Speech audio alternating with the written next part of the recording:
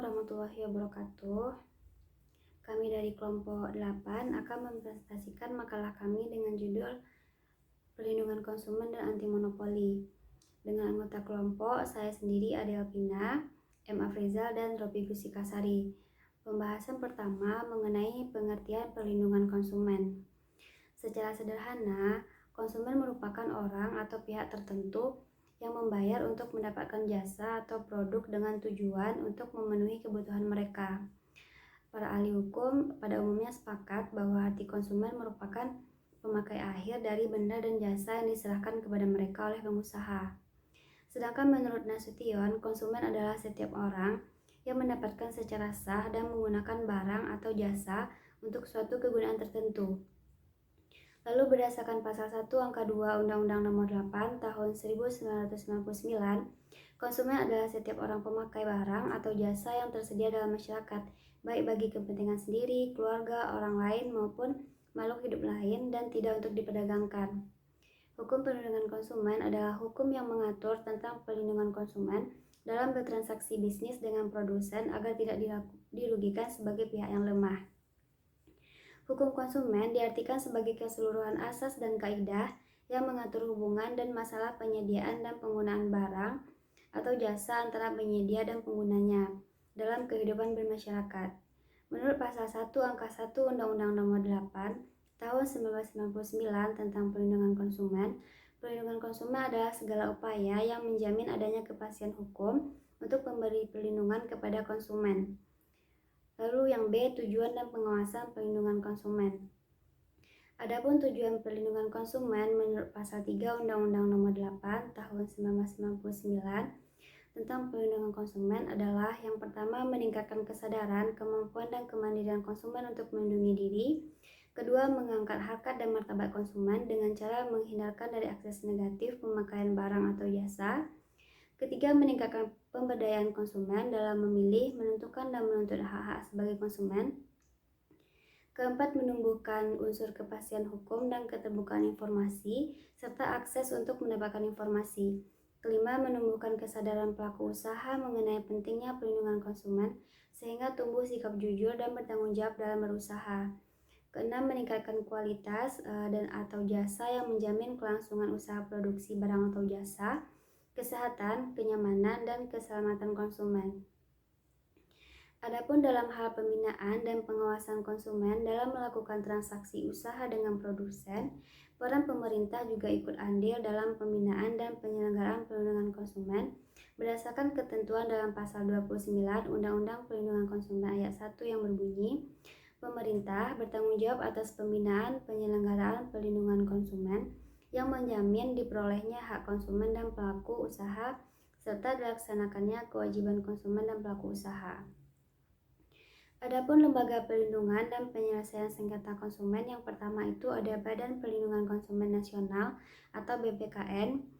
Badan Perlindungan Konsumen Nasional adalah badan yang dibentuk untuk membantu upaya pengembangan perlindungan konsumen. Fungsi adanya Badan Perlindungan Konsumen Nasional atau BPKN yaitu memberikan suatu saran dan pertimbangan kepada pemerintah dalam upaya untuk mengembangkan perlindungan konsumen di Indonesia yang dapat terjadi dalam berbagai bentuk dan tidak terbatas pada penyusunan kebijakan di bidang perlindungan konsumen saja. Yang kedua, Badan Penyelesaian Sengketa Konsumen atau BPSK. Badan Penyelesaian Sengketa Konsumen merupakan badan yang bertugas menangani dan menyelesaikan sengketa antara pelaku usaha dan konsumen. Selanjutnya ada Lembaga Perlindungan Konsumen Swadaya Masyarakat. Tugas Lembaga Perlindungan Konsumen Swadaya Masyarakat itu meliputi yang pertama, menyebarkan informasi dalam rangka meningkatkan kesadaran hak dan kewajiban dan kehati-hatian konsumen dalam mengkonsumsi barang atau jasa. Yang kedua, memberikan nasihat kepada konsumen yang memerlukannya. Yang ketiga, bekerja sama dengan instansi terkait dalam upaya mewujudkan perlindungan konsumen. Yang keempat, membantu konsumen dalam memperjuangkan haknya, termasuk menerima keluhan atau pengaduan konsumen. Kelima, melakukan pengawasan bersama pemerintah dan masyarakat terhadap pelaksanaan perlindungan konsumen. Lalu poin C itu asas perlindungan konsumen. Asas dari Undang-Undang Perlindungan Konsumen Nomor 8 Tahun 1999 menurut pasal 2 berbunyi, Perlindungan konsumen berasaskan manfaat, keadilan, keseimbangan, keamanan, dan keselamatan konsumen serta kepastian hukum. Nah, adapun penjelasannya yaitu yang pertama asas yang manfaat. Dimaksudkan untuk mengamanatkan bahwa segala upaya dalam memberikan manfaat sebesar-besarnya bagi kepentingan konsumen dan pelaku usaha secara keseluruhan. Yang kedua, asas keadilan dimaksudkan agar partisipasi seluruh rakyat dapat diwujudkan secara maksimal dan memberikan kesempatan kepada konsumen dan pelaku usaha untuk memperoleh haknya dan melaksanakan kewajibannya secara adil. Yang ketiga, asas keseimbangan dimaksudkan untuk memberikan keseimbangan antara kepentingan konsumen, pelaku usaha, dan pemerintah. Yang keempat, asas keamanan dan keselamatan konsumen dimaksudkan untuk memberikan jaminan atas keamanan dan keselamatan konsumen dalam penggunaan, pemakaian, dan pemanfaatan barang dan jasa yang dikonsumsi atau digunakan. Kelima, asas kepastian hukum dimaksudkan agar pelaku usaha maupun konsumen menaati hukum dan memperoleh keadilan dalam menyelenggarakan perlindungan konsumen, serta negara menjamin kepastian hukum. Demikianlah yang dapat disampaikan, selanjutnya akan dijelaskan oleh teman saya. Baik, selanjutnya saya akan menjelaskan mengenai hak dan kewajiban konsumen.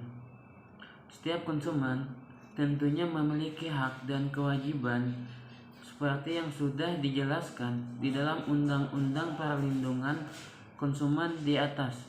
Di antaranya, konsumen memiliki hak atas kenyamanan, keamanan, serta keselamatan dalam penggunaan produk tersebut, baik itu barang maupun jasa.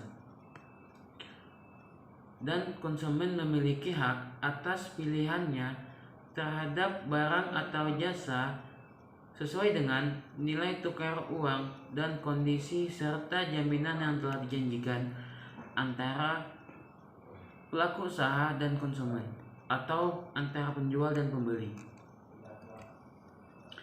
Yang ketiga, konsumen memiliki hak untuk mendapatkan informasi yang jelas, benar, jujur, dan akurat terkait kondisi dan jaminan barang atau jasa yang telah dibeli.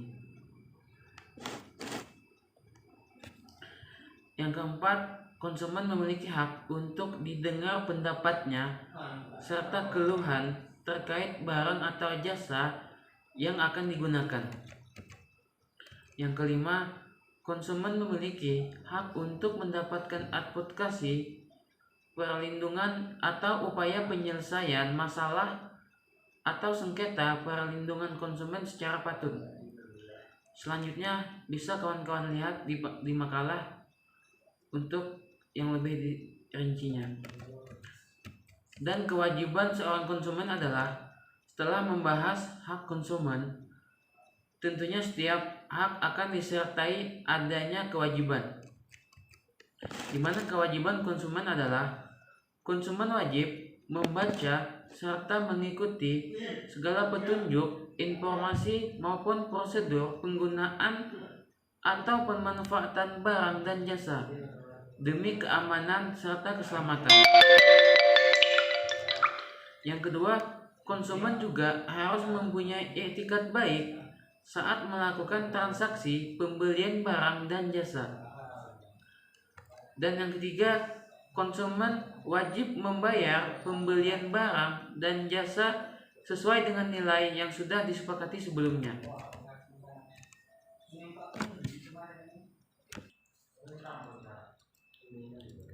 Dan selanjutnya, hak usaha dan kewajiban pelaku usaha. Yang pertama, hak pelaku usaha. Seperti halnya konsumen, pelaku usaha juga memiliki hak dan kewajiban. Hak pelaku usaha menurut ketentuan pasal 6 Undang-Undang Perlindungan Konsumen adalah: yang pertama, hak untuk menerima pembayaran yang sesuai dengan yang telah disepakati. Dan yang kedua, hak untuk mendapatkan perlindungan hukum dari tindakan konsumen yang beretikat tidak baik. Dan yang ketiga, hak untuk melakukan pembelaan diri dari sepatutnya di dalam penyelesaian hukum sengketa konsumen. Yang keempat, hak untuk rehabilitasi nama baik apabila terbukti secara hukum bahwa kerugian konsumen tidak diakibatkan oleh barang atau jasa yang diperdagangkan. Dan yang terakhir, hak-hak yang telah diatur dalam ketentuan peraturan undang-undangan yang lainnya. Dan kewajiban seorang pelaku usaha telah diatur menurut pasal 7 Undang-Undang Perlindungan Konsumen. Yang pertama, pelaku usaha mempunyai kewajiban untuk beretikat baik dalam melakukan kegiatan usahanya. Dan yang kedua, memberikan informasi yang benar, jelas, jujur, serta akurat mengenai kondisi dan jaminan barang atau jasa, serta memberikan penjelasan bagaimana cara menggunakan dan perbaikan dan pemeliharaannya. Yang ketiga, memperlakukan atau melayani konsumen secara benar dan jujur serta tidak diskriminatif. Yang keempat, menjamin mutu atau kualitas barang atau jasa yang diproduksi atau diperdagangkan berdasarkan ketentuan standar mutu barang dan jasa. Dan selanjutnya, perbuatan yang dilarang berdasarkan Undang-Undang Perlindungan Konsumen. Yang pertama, tidak memenuhi atau tidak sesuai dengan standar yang dipersyaratkan dan ketentuan peraturan perundang-undangan. Dan yang kedua, tidak sesuai berat bersih, isi bersih atau neto, dan jumlah dalam hitungan sebagaimana yang dinyatakan dalam label atau etiket barang tersebut. Dan yang ketiga, tidak sesuai ukuran, takaran, timbangan, dan jumlah dalam hitungan menurut ukuran yang sebenarnya. Sekian yang dapat saya sampaikan.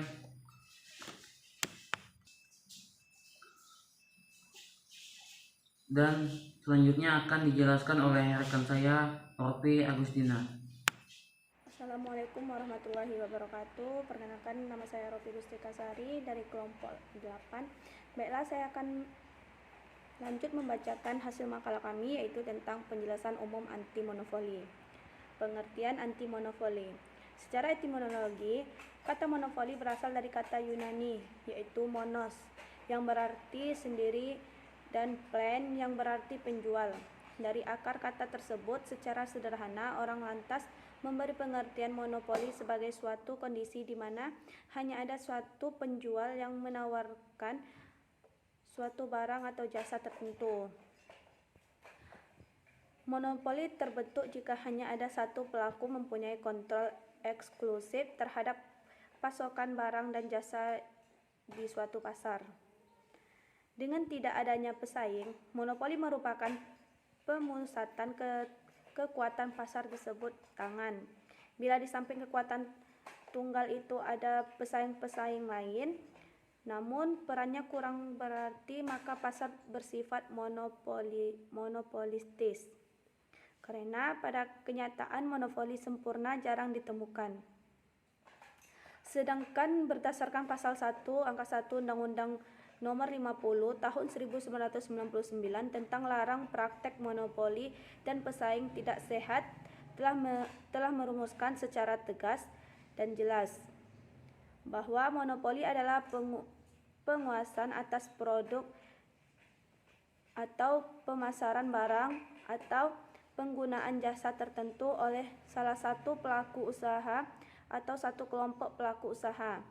Monopoli harus dilarang dan diatur oleh hukum karena tindakan monopoli dapat memberikan dampak negatif terhadap harga barang atau jasa, kualitas barang atau jasa, dan kuantitas barang atau jasa, melarang kegiatan yang mengakibatkan timbul monopoli.